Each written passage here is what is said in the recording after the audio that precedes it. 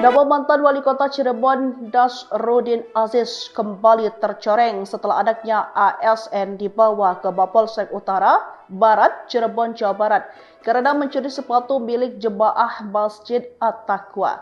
Aksi pencurian ASN terekam kamera CCTV pada Minggu 5 Oktober 2025 dan penangkapan dilakukan pada Senin 6 Oktober 2025. Saat ditangkap dan diinterogasi, ASN ternyata sudah berulang kali melakukan pencurian sepatu bermerek di masjid tersebut. Nasruddin Aziz sendiri merupakan Wali Kota Cirebon 2018 hingga 2023, kelahiran Cirebon 20 Oktober 1965. Pada periode tersebut, ia menjadi pemimpin Kota Cirebon didampingi oleh Ety Herawati.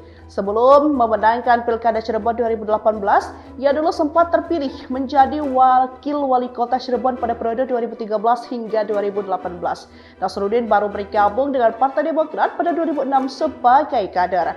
Pada tahun 2009, Nasruddin dipercaya memimpin Partai Demokrat di Kota Cirebon alias sebagai Ketua DPC. Ironisnya, Nasruddin kini sedang dikurung di Rumah Tahanan Negara Kelas 1 Cirebon karena menjadi tersangka kasus korupsi pembangunan gedung Setda Kota Cirebon.